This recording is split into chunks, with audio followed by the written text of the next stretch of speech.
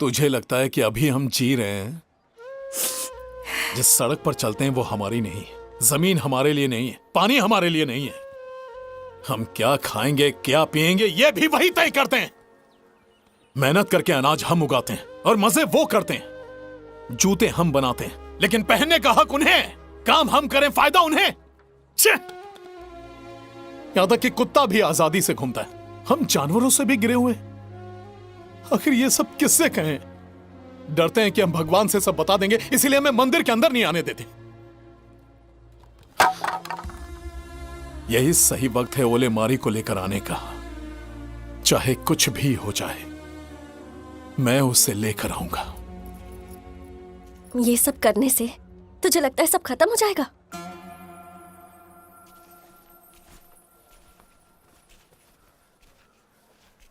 इतिहास गवाह है, अगर हमें किसी तरह का बदलाव लाना है तो हमें उसके लिए लड़ना होगा। और इस विद्रोह की पहली आग मैं लगाऊंगा। अगर कामयाब हुआ तो एक नए बदलाव की शुरुआत होगी। पूरे गांव में हमारी बात होगी। शेर खामोश है तो खामोश रहने दो। अगर जाग गया तो फाड़ के रख देगा। अगर मेरे ऐसा करने से बदलाव आता है तो सबको फाड़ना ही होगा।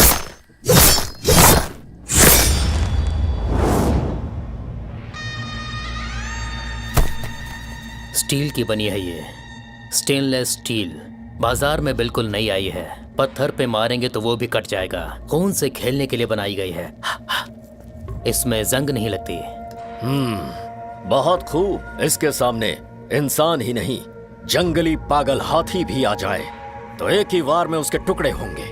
इस बेहतरीन स्टील के सामने मामूली आदमी की खड़े रहने की औकात नहीं है। इसके सामने वही आ सकता है जो शेर जैसे जिगर वाला हो।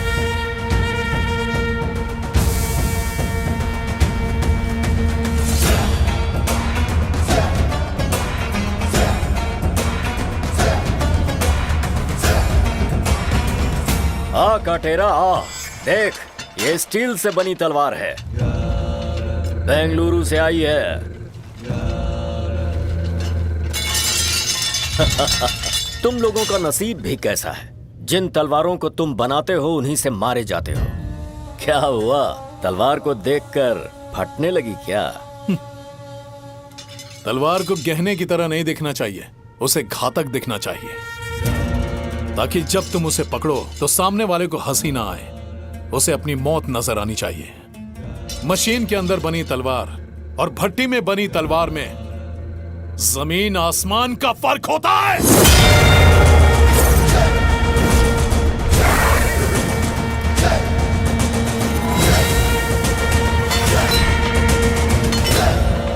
हर सांप अपना सर जरूर उठाता है, लेकिन इतने सांपों में सिर्फ कलिंगा ही अपना फन उठाता है। इस तरह की तलवार मिल जाए तो हमारे सारे आदमी राक्षस बन जाएंगे। तेरे पास अब भी वक्त है। उत्सव के लिए 3 दिन बचे हैं। जा कहीं दूर जाके छुप जा। मौत से खेलने वाले को मौत से डर नहीं लगता, और तलवार से खेलने वाले लोहार को तलवार से याद रहे।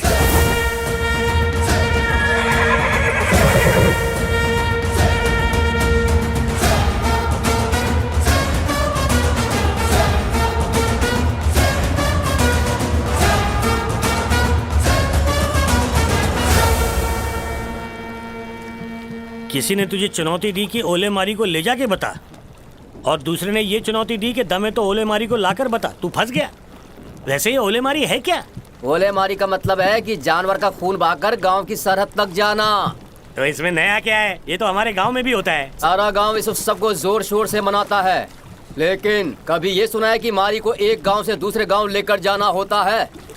ओले मारी को दूसरे गांव ले जाना होता है क्या? ओले मारी उत्सव 3 साल में एक बार आस पड़ोस के गांव में होता है और इसे बड़ी भक्ति से बनाते हैं। और अगर ये उत्सव हमारे गांव में होता है तो हमारे हर दुख दर्द दूर होते हैं और सुख समृद्धि आती है। इसलिए अगर ये उत्सव दूसरे गांव में होता है तो बलि चढ़ाए हुए जानवर का खून अपने हाथ में लगाकर हम चिल्लाकर ऐलान करते हैं कि भले हमारी जान चली जाए, लेकिन हम ओले मारी को हमारे गाँव में ले जाकर रहेंगे और उत्सव में जाते हैं। और अगले साल में ये उत्सव उन्हीं के गांव में होता है।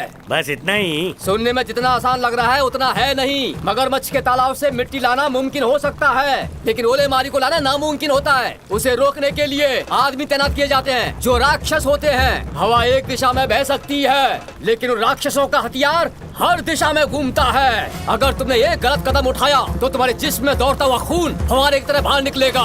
एक हाथ में ओलेमारी और एक हाथ में तलवार, और तुम्हें जंग लड़नी होती है। ओलेमारी को लाने के लिए तुम्हारे अंदर की ताकत काफी नहीं है। शेर का जिगर होना चाहिए, शेर का।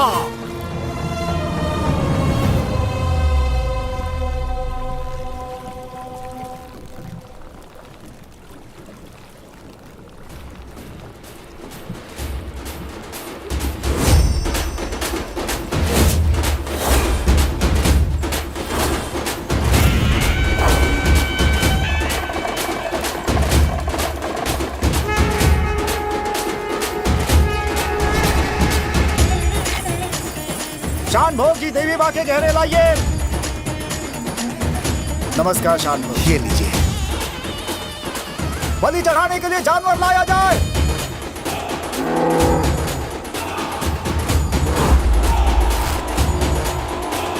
अब बलि समारोह शुरू की जाए।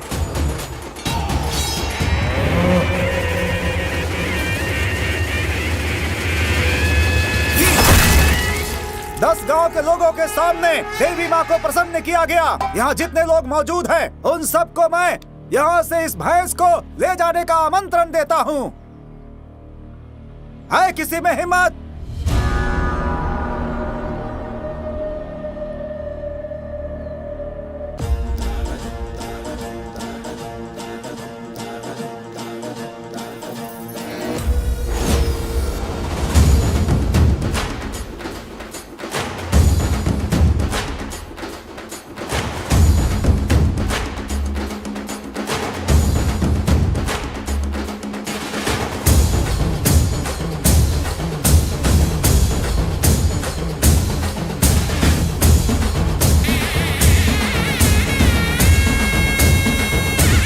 चलो देखिए। हे रुद्रा, हाँ भाई। मेरे घर पहुंचने से पहले इसके मौत की खबर मेरे कानों तक पहुंच जाए।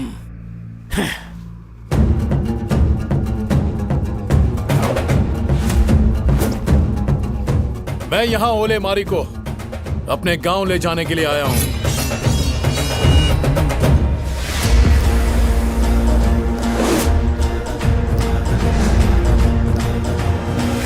मैं यहाँ ओलेमारी को अपने गांव ले जाने के लिए आया हूँ।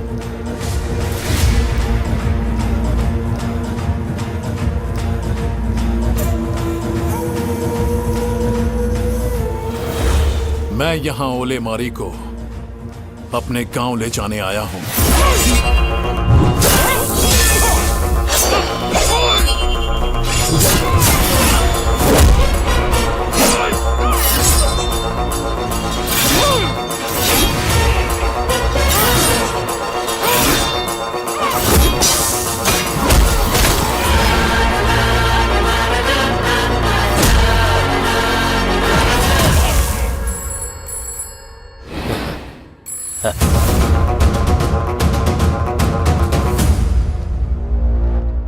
कटेरा मंदिर के बाहर निकल चुका है।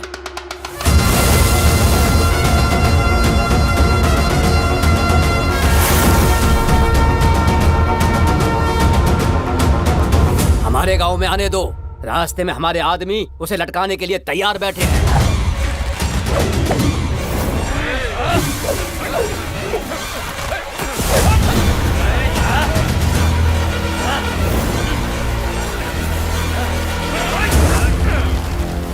ध्यान से सुनो, ओलेमारी को लेकर वो यहाँ से जा नहीं सकता। हाथ काट दो इसके।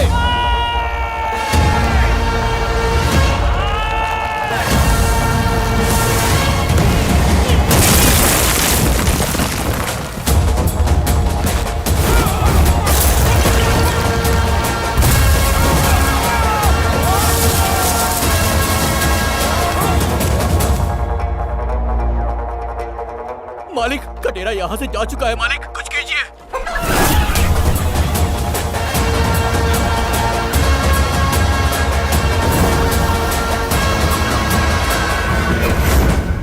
छोटे बेड़ी पर मैंने खूंखार शिकारी तैनात किए हैं। उनके चंगुल से बच के कोई शिकारी भाग नहीं सकता।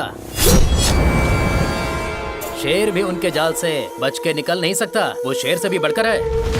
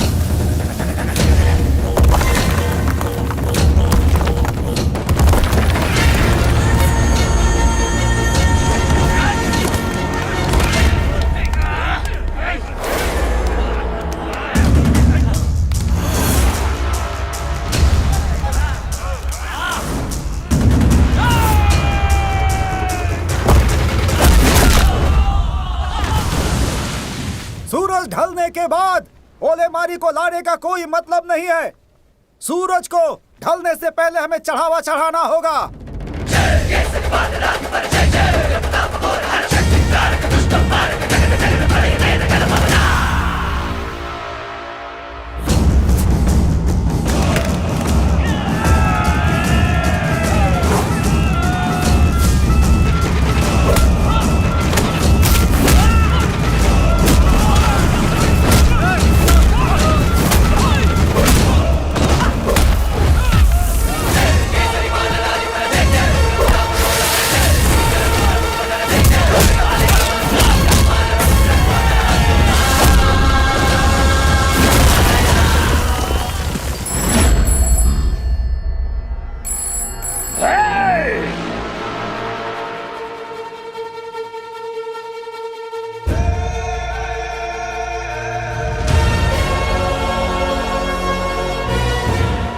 अग्रहारा में औरतें उसे रोकने के लिए हाथ में लाल मिर्च लेकर बैठी हैं।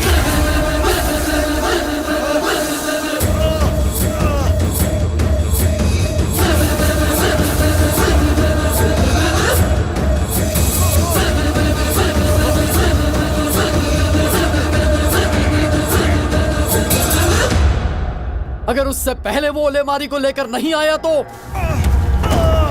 तो ये उत्सव अगले साल भी बल्लन केरे में मनाया जाएगा। सूरज ढलने ही वाला है। उससे पहले ओलेमारी को नहीं लाया गया तो ये उत्सव अगले साल भी मलाना केरा में ही मनाया जाएगा।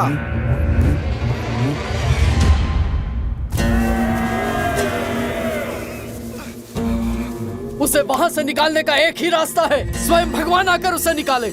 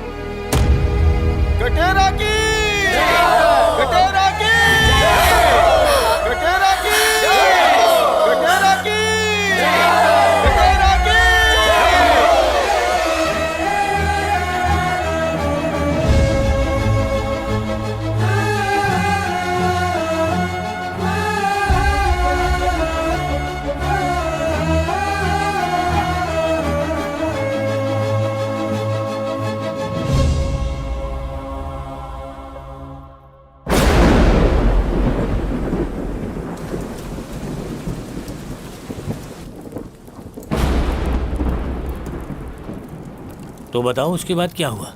बारिश से जमीन उपजाऊ हो गई, खेत हरे भरे हो गए, पूरा गांव चैन से रहने लगा और जितने किसान थे सभी मुस्कुराने लगे। लेकिन जमींदारों के सीने में ज्वालामुखी फटने लगा।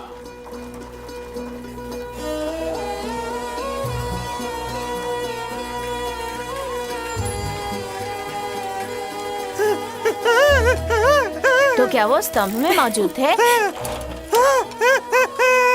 प्रभा, प्रभा हाथ में अखबार लेकर आई है, जरूर कोई बड़ी खबर है। तुम सबके लिए खुशखबरी है। देखो दीदी, हम सबने कुछ ज्यादा ही पढ़ लिया है, इसलिए पढ़ने लिखने का मन नहीं करता। एक काम करो, तुम ही हमारे लिए पढ़ दो। ठीक है। राष्ट्रपति ने भूमि सुधार के लिए मंजूरी दे दी है। मुख्यमंत्री देवराज ने संवाददाताओं से कहा कि राष्ट्रपति जी ने उनसे बात की है और काफी लंबी बातचीत के बाद उन्होंने भूमि सुधार के लिए अनुमति दे दी है ताकि किसानों का भला हो सके। इसका क्या मतलब? हल जोतने वाला ही जमीन का मालिक होगा।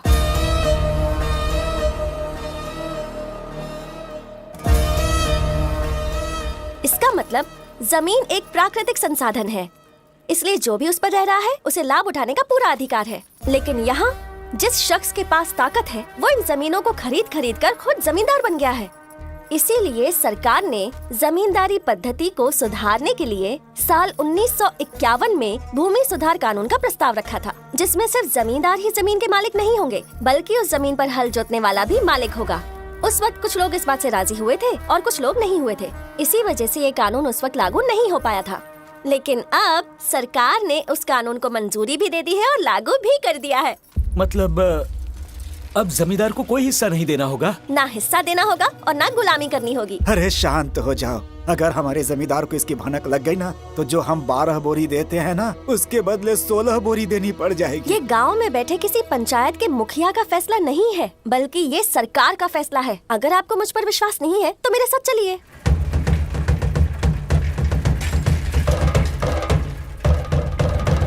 सर, सरकार ने भूमि सुधार कानून लागू किया है ना? सरकार का कानून लागू करना ऐसा है जैसे आप खाना खाने के बाद डकार लेते हैं। बताइए इसमें मैं क्या करूं?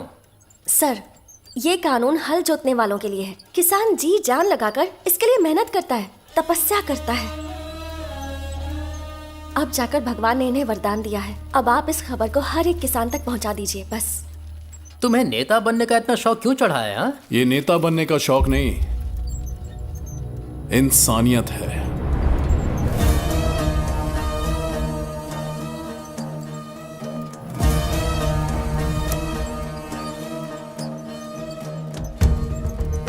ढोल भले ही सजा पाने वाले के चमड़ी से बनी हो, कैसा बज रहा है उससे फर्क नहीं पड़ता, बस आवाज सही आनी चाहिए।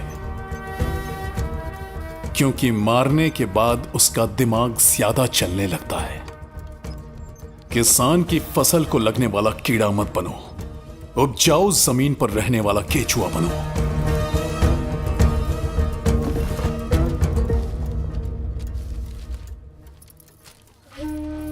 भारत सरकार ने किसान के बारे में सोचते हुए कृषि दास्ता, सामंतवाद, जमींदारी पद्धति ऐसी चीजों को समाज से निकालने का फैसला किया है और इन चीजों को जड़ से खत्म करने के लिए भू सुधार का कानून भी सरकार लागू करती है किसान की भलाई के लिए।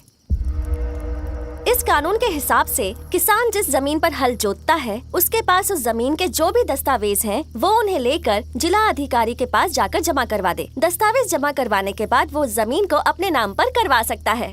अरे लेकिन सरकार तो आती और जाती है, फिर हम जमींदार के खिलाफ कैसे जा सकते हैं? एक चीज दूसरी चीज से जुड़ी होती है और दूसरी चीज तीसरी से। हमारे पास जो है अगर हमने वो भी खो दिया तो हम जीते जी मर जाएंगे। एक और तरीका है, हम जमींदार से बात करते हैं। 12 बोरी के बजाय हम लोग 8 बोरी लगाने की विनती करते हैं। तो क्या कहते हो भाइयों, तुम इसके लिए राजी हो ना? आप लोगों की इसी सोच की वजह से ये लोग आपको दबाते आ रहे हैं। ठीक ही तो है बेटा, अगर थोड़ा भी कुछ इधर उधर हुआ तो जो हमारे पास है वो भी हम खो देंगे। सब लोग ध्यान से सुनो। तुम सबको पता है कि तुम्हारे पास कितनी जमीन है और तुम्हें कितना लगान देना पड़ता है। उसके हिसाब से कल सबको सुबह जमींदार के घर अपना लगान लेकर हाजिर होना है। अरे कानून लागू होने के बाद भी ये घोषणा कर रहा है।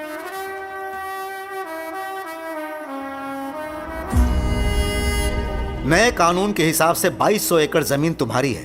काले गौड़े की 1800 एकड़ जमीन है जो किसान की हो जाएगी। ऐसा कैसे हो सकता है? जो जमीन हमारे पूर्वजों की अमानत है उसे हम इतनी आसानी से दान कर देंगे?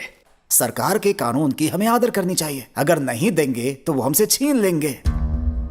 सरकार के खिलाफ भला कौन जा सकता है?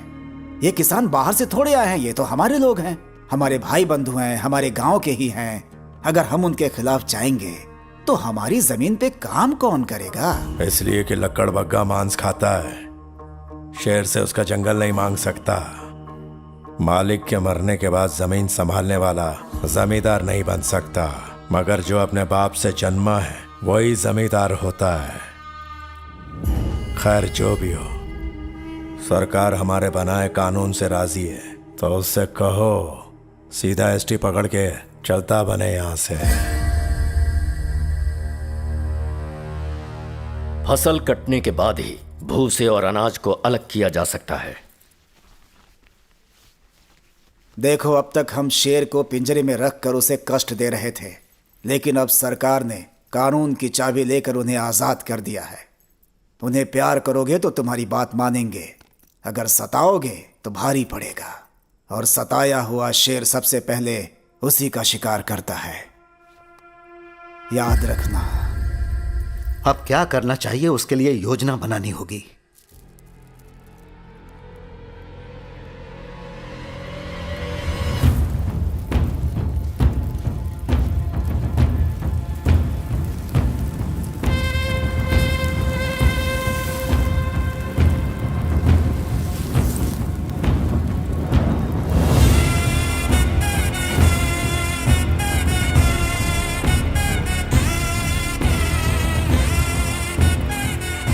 अरे क्या है ये सब?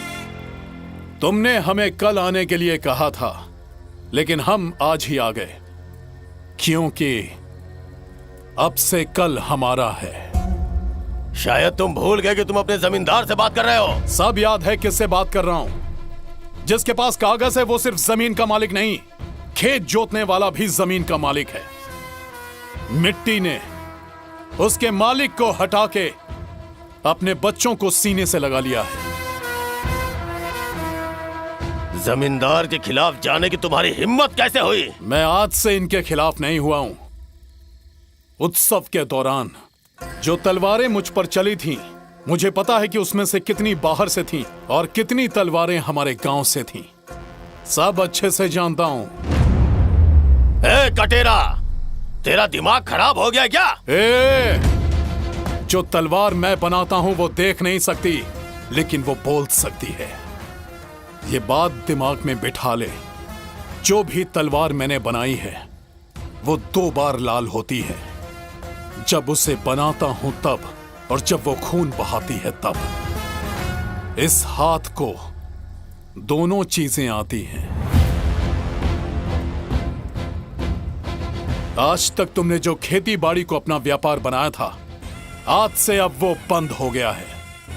अब से वो जमीन हमारी है, उस पर उगा हुआ अनाज वो भी हमारा है।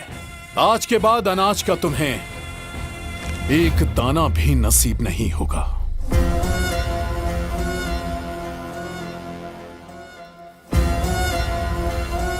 कटेरा, तू इतना कुछ बोल रहा है, फिर भी ये लोग चुप क्यों बैठे हैं?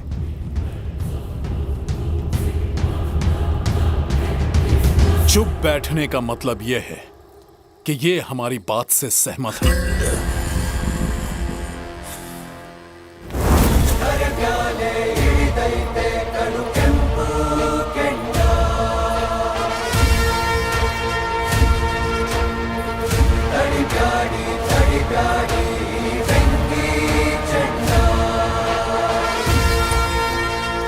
सर, जो हमारे गांव में आने से डरते थे वो हमारे घर में घुसकर हमें धमका कर गए हैं।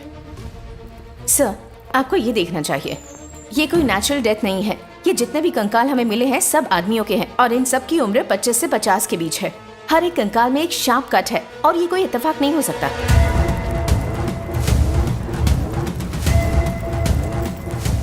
जो पट्टा हमने इन्हें दिया था वही गले का फंदा बन गया है। किसी तेज हथियार से इन पर वार किया गया है। ये देखिए, हाथ की हड्डी टूटी हुई है, स्पाइनल कॉर्ड भी टूटा है। किसानों को मालिक बनाकर सरकार ने उन्हें चढ़ाई का मौका दे दिया है। ये देखिए सर, खोपड़ी टूटी हुई है। सिर्फ एक या दो ही नहीं, पूरे के पूरे 107 कंकाल में कट है। हर एक हड्डी डैमेज है। ये कोई नेचुरल डेथ नहीं हो सकती। किसान जिंदा बचेंगे तभी मालिक बनेंगे ना। यकीन से कह सकती हूँ, ये हत्याकांड है, एक भयंकर हत्याकांड।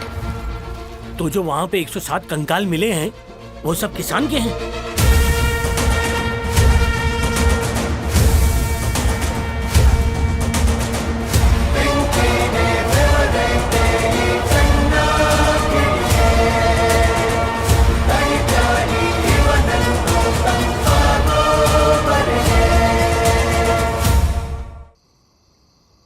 क्या मैडम, किसे पता कि उस वक्त क्या हुआ था? आप नेचुरल डेथ लिखकर दे दो, कौन पूछने वाला है? आपका दिमाग खराब हो गया है। मैं आपसे कितनी बार कह चुकी हूँ कि ये 15-20 साल पहले की बात है और अगर ये एक हत्याकांड हुआ तो ये करने वाले इस समाज में खुले घूम रहे होंगे ना। आप इतने लापरवाह कैसे हो सकते हैं? आपकी कोई सोशल रिस्पॉन्सिबिलिटी है या नहीं? मैं इसके तह तक जाऊंगी और सच दुनिया के सामने लाऊंगी। सर, क्या इस रिपोर्ट से ये किसने किया और क्यों किया इसका पता चल जाएगा? वो सब हमें पता लगाना होगा। कोई भी मर्डर की रिपोर्ट आती है तो हम उसे इन्वेस्टिगेट करते हैं। अगर हम नाकाम रहे तो इसके लिए स्पेशल टीम बनाई जाती है। अच्छा होता उनकी लाशों को दफनाने के बजाय जला दिया होता।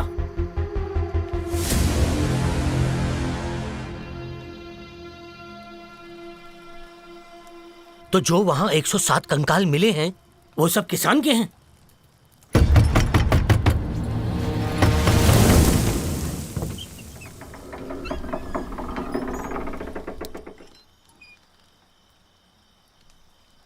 कोई चरावा होगा। ए रुक, कौन है तू? भाग क्यों रहा है? इधर आ, इधर आ। कौन है तू?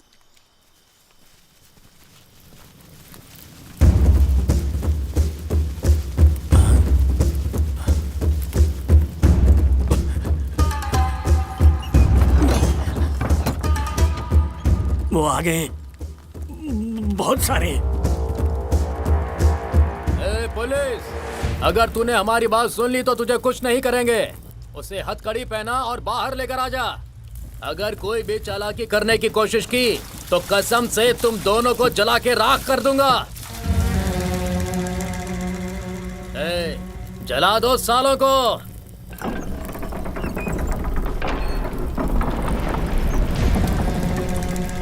अरे क्या है ये?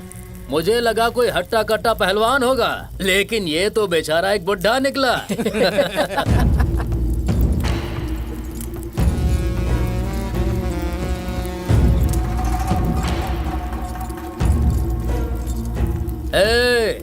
अपने घुटनों पर बैठ जा।